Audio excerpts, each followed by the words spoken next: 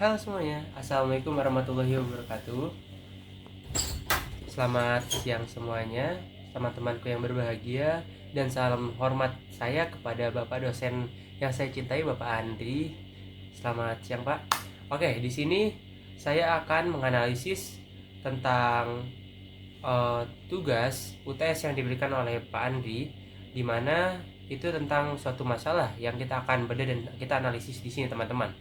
Nah, sebelum itu, saya perkenalkan diri dulu. Nama saya Faras Rahmandia. Kalian bisa panggil saya Faras. Saya dari kelas 2503, Prodi Teknologi Informasi di Kampus Telkom Jakarta.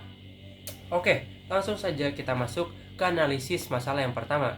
Di mana setelah saya analisis dan saya membuat catatan di sini, analisis masalah pertama adalah krisis eksistensi dan hakikat penciptaan.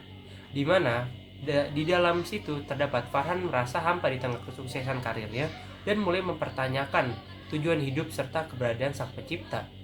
Wah, nah pendapat tersebut tidak sesuai dengan prinsip Islam, di mana dalam Islam kehampaan batin seringkali bersumber dari jauhnya manusia dari fitrahnya sebagai hamba Allah.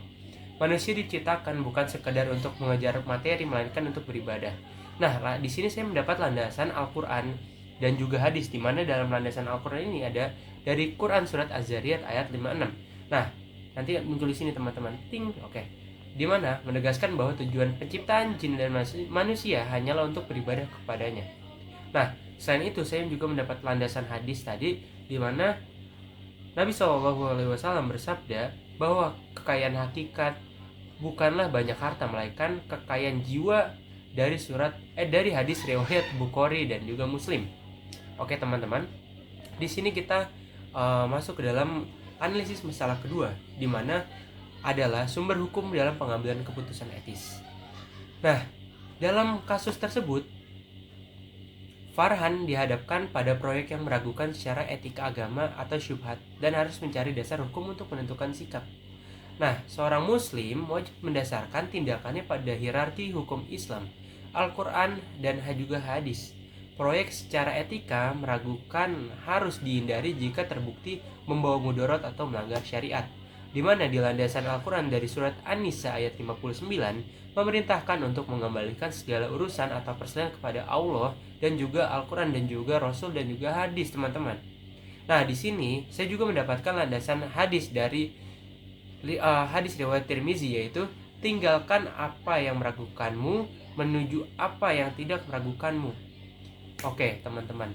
Jadi, dan yang terakhir di sini saya punya analisis masalah ketiga, di mana toleransi dan manajemen konflik antar umat beragama.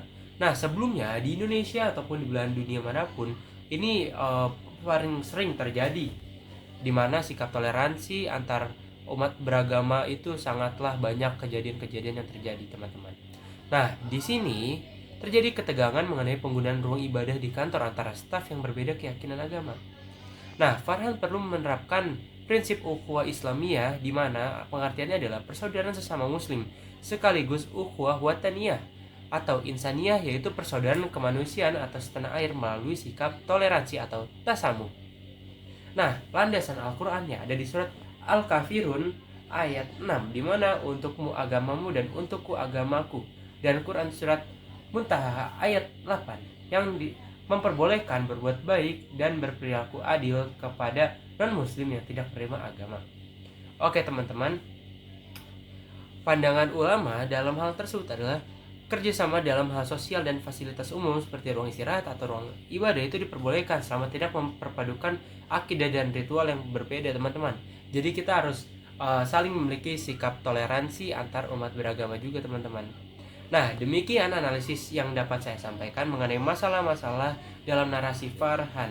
Oke, kesimpulannya di sini adalah pengintegrasian nilai-nilai Al-Quran dan juga hadis dan pendapat ulama sangat krusial bagi seorang profesional muslim dalam menghadapi dilema di dunia kerja, teman-teman. Semoga penjelasan dari saya ini bermanfaat bagi kalian semua.